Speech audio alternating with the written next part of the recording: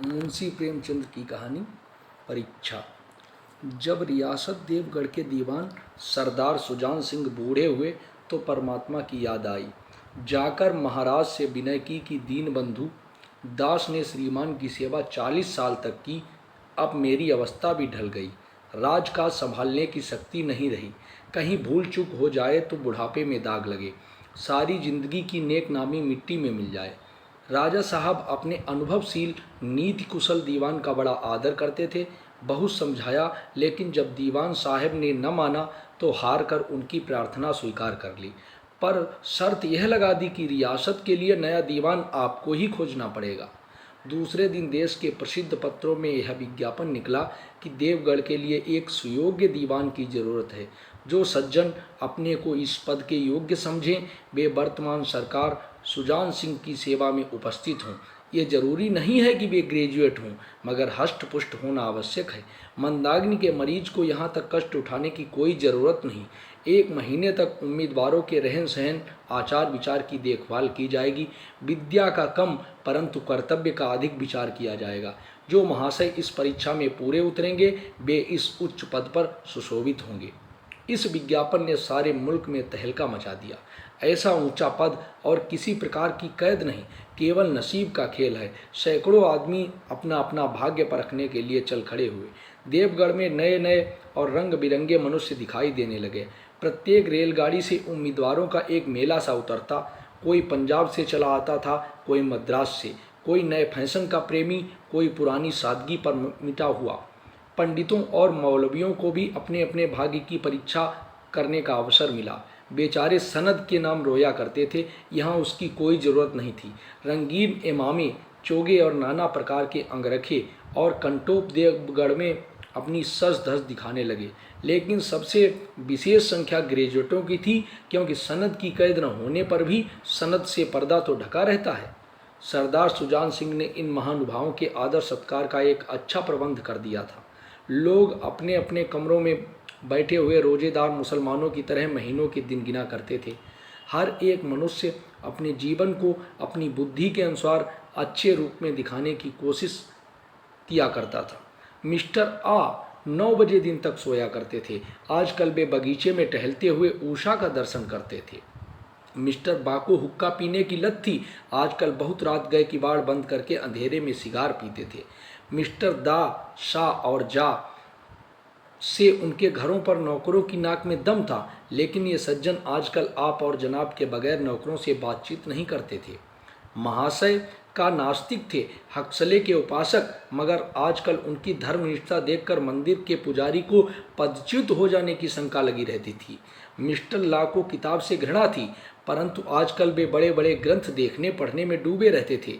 जिससे बात कीजिए वह नम्रता और सदाचार का देवता बना हुआ मालूम देता था।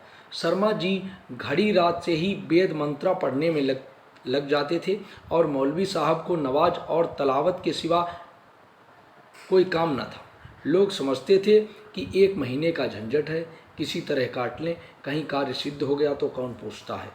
लेकिन मनुष्यों का वह बूढ़ा जौहरी आड़ में बैठा हुआ देख रहा था कि इन बगलों में हंस कहाँ छिपा हुआ है।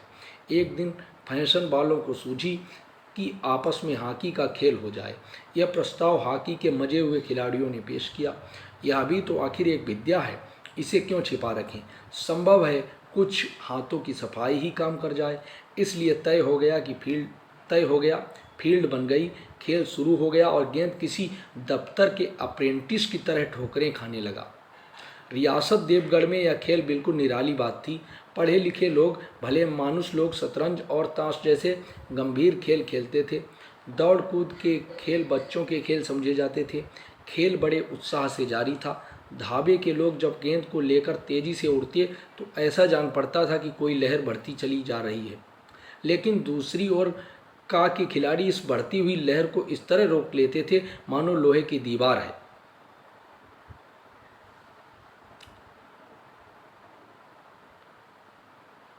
संध्या तक यही धूमधाम रही।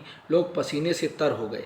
खून की गर्मी आंख और चेहरे से झलक रही थी। हाँफते हाँफते बेदम हो गए, लेकिन हार जीत का निर्णय न हो सका। अंधेरा हो गया।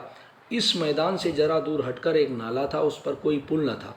पथिकों को नाले से चलकर आना पड़ता था। खेल अभी बंद ही हुआ था और खिलाड़ी लोग बैठे दम ले रहे थे कि एक किसान अनाज से भरी हुई गाड़ी लिए हुए उस नाले में आया।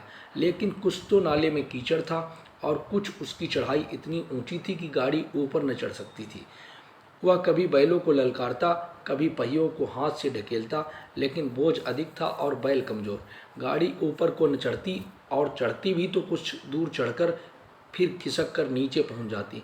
किसान बार बार जोर लगाता और बार बार झुल्लाकर बैलों को मारता, लेकिन गाड़ी उभरने का नाम न लेती।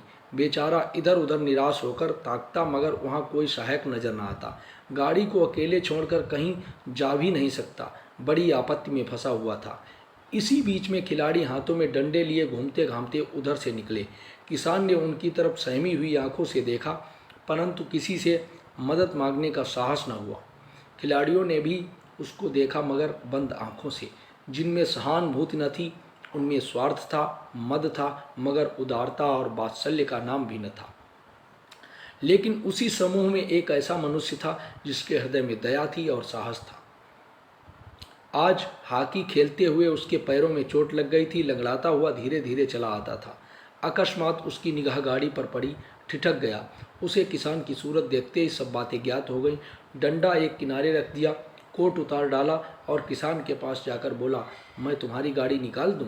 किसान ने देखा, एक गठे हुए बदन का लंबा आदमी सामने खड़ा हुआ है। झुककर बोला, हुजूर, मैं आपसे कैसे कहूँ? युवक ने कहा, मालूम होता है कि तुम यहाँ बड़ी देर से फंसे हो। अच्छा, तुम गाड़ी पर जाकर बैलों को साधो, मैं पहिए को ढकेलता हूँ, अभी गाड़ी ऊपर चढ़ जाती है। किसान गाड़ी पर जा बैठा। युवक ने पहियों को जोर लगाकर उकसाया। कीचड़ बहुत ज़्यादा था, वह घुटने तक जमीन में गड़ गया, लेकिन हिम्मत न हारी। उसने फिर जोर किया। उधर किसान ने बैलों को ललकारा। बैलों को सहारा मिला, हिम्मत बंध गई।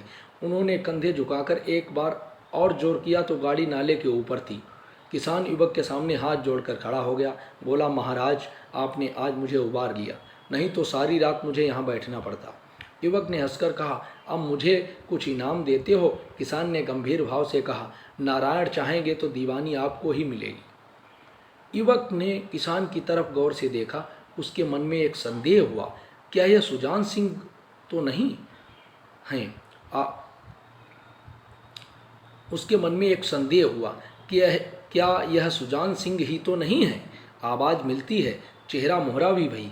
किसान ने भी उसकी ओर तीव्र दृष्टि से देखा। शायद उसके दिल के संदेह को भांप गया। मुस्कुराकर बोला, गहरे पानी में बैठने से ही मोती मिलता है। निदान महीना पूरा हुआ, चुनाव का दिन आ पहुंचा। उम्मीदवार लोग प्रातःकाल ही से अपनी किस्मतों का फैसला सुनने के लिए उत्सुक थे। दिन काटना पहाड़ हो गया। प्रत्येक के चेहरे पर आशा और निराशा के रंग आते थे। नहीं मालूम आज किसके नसीब जागेंगे, न जाने किस पर लक्ष्मी की कृपा दृष्टि होगी। संध्या समय राजा साहब का दरबार सजाया गया।